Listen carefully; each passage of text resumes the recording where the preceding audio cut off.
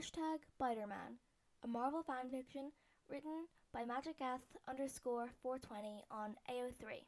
Did you hear Katy Perry is supposed to be there? Ned asked, sitting on the floor of Peter's room surrounded by Legos. Really? Peter responded, hanging off the bed upside down. Is she even famous anymore? Apparently famous enough to make an appearance at Pride 50. According to BuzzFeed, she's a gay icon. Do you know a single person who's listened to Katy Perry since middle school? Peter, it's on BuzzFeed. It has to be true. Peter snorted. It is a little disappointing, though, Ned continued. There will be other performances, Peter said quickly, trying to cheer him up. He didn't like it when Ned was disappointed. Seeing any kind of negativity on his usually sunny disposition was like seeing a cloud pass over the sun on a sunny day at the beach. That's like the whole point of the parade. Plus, we've already got our tickets. Yeah, I know, but it's just, wouldn't it be nice if an actual queer artist got to headline Pride instead of a straight woman who occasionally wears sequins? I mean, Katy Perry. She wrote I Kissed a Girl. Did everyone just forget about that? I actually think straight people like that song. Ugh, gross, you're right. Peter sighed. Listen, I feel you, but there aren't enough famous queer people to really hype up a crowd like that, you know? Not really anything we can do about it. We might as well take what we can get. I guess, Ned concluded, sounding neither convinced nor cheered. If I was famous, I would. Ned was cut off suddenly. For a second he was frozen. Then he looked at Peter, eyes wide, wearing a smile that almost split his face in half. Peter. What? Peter. What? You know what's better than queer singers appearing at Pride in 2019? The 50th anniversary of the Stonewall riots, in which an entire gay liberation movement outside a bar in the middle of the night, armed with nothing but bricks, started a riot against the police? Peter smiled. What? A queer Avenger appearing at Pride in 2019, the 50th anniversary of... Dude, Peter cut off. I get it. Ned looked at him. He looked at Ned. Then he took a deep breath and smiled again. I'm in. So that was how Peter ended up, 1 month later, perched on a high rooftop on Christopher Street, looking down at the throngs of people below. The June sun was hot on his back, and the music from the parade wafted up to him in waves as the large, colourful floats meandered by, like rainbow flags drowned in a sea of colour. Peter checked the knot at his throat that held his giant homemade Buy Pride flag to him like a cape. Then, when he reached up to double-check that his mask was on, the familiar anxiety coming out in his gut. Sure, Peter had been out since when he was 13, but Peter had liked Percy Jackson and Taylor Swift, and no one was surprised when he said he wasn't straight. That made it easier, but, at the very least, felt appropriate, expected. Spider-Man, on the other hand, was a hero, a celebrity. This was going to be news. Peter took a deep breath and stepped off the building's ledge. Then, propelled by more courage than required, he jumped. Spider-Man swung low over the parade and stuck to the side of a building across from the street just to the left. Some people from the crowd waved and whooped, but most had not yet noticed him. So, Peter nimbly leapt onto the nearest float with a backflip, more for show than for function, and spread his flag behind him like a banner. For a second, not much happened. Then, as if with one voice, the crowd went absolutely batshit. Thousands of screaming applauses rose up from spectators like nothing Peter had ever heard. It almost physically knocked him back a step as the people below jumped up and down and cheered, those closest fumbling with their phones to share it with the rest of the world as soon as possible. Their intensity took Peter back a little, and the sudden wave of stage fright that rose in his stomach, he waved tentatively and tried to show as brave as he felt a few minutes ago. Just as the nerves started to get to Peter, he began to consider leaving, quickly and turning his appearance into an urban legend. He spotted a young black teenager, maybe 13 years old, alone at the very back of the crowd. He stood stock still, staring at Peter open-mouthed. Peter stared back, the boy the only person in the crowd who wasn't moving. Then, slowly, Peter watched as he pulled out a Buy Pride flag out of his backpack and stood to full height, draping it over his shoulders.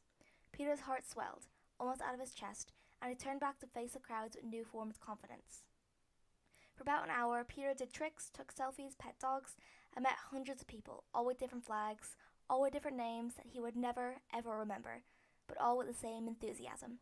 So many people cried when he met them that after about 15 minutes, he was carrying around the box of tissues in one hand and swinging with his webs from the other. There was a feeling in the air like something significant had occurred. that his appearance hadn't just been cool, but it mattered. When Peter got home, Ned was sitting on his bed, scrolling through his phone. He looked up when Peter walked in. "Dude," said Ned. "Right?" yelled Peter. Ned jumped up and wrapped him in a big bear hug, laughing with glee. "Oh my fucking god, dude. Do you even know what happened today?" Ned asked. The world got its first openly queer superhero? The world got its first openly queer superhero because of us. Oh my god. "Oh my god," Ned yelled. "Here, look, you're trending." Peter took Ned's phone and scrolled through the first of the tweets. The first was a link to CNN, a news article entitled "Spider-Man Comes Out at NYC Pride," and a picture of him holding up the flag behind him on the first float he landed on. The second post was a silhouette of Spider-Man in the colours of the Bi Pride flag. The third was a 4-line, all capital key smash, all the tweets where Peter was tagged. His heart skipped a beat. "Spider-Man." "Spider-Man," Peter whispered. #Spiderman, Ned corrected him, smiling proudly and bouncing up and down with excitement. "I came up with it. And, dude," Peter looked up at his best friend, pure sunlight shining out of his eyes. "I think we're gonna break the internet." Twitter. This is a series of tweets. Honey bitten is real, y'all. Motherfucking #Spiderman. I don't get why you're so surprised. I mean, we always know he can swing both ways. #Spiderman. No one. Spider-Man. Gay rights. #Spiderman. Nothing but respect for my president. #Spiderman. The most iconic thing about #Spiderman is him wearing the flag like a cape. Oh yeah, in case you forgot, I'm a fucking superhero too, bitches. Talk shit, get hit, motherfuckers. Can someone please tell Spider-Man that I'm also bi and very cute and very single? At S. Rogers, at The Real Tony Stark, at Dr. Hulk, at Widow, at The Arrow Guy, #Spiderman. Tumblr. Spider-Man came out as bi at Pride 50 wearing the Bi Pride flag? Why is no one talking about this? The next day, Peter swung into the living room of Stark Tower like he did every Saturday after patrol. He'd planned on saying hi to Mr. Stark, then changing quickly and going to watch a movie with Ned.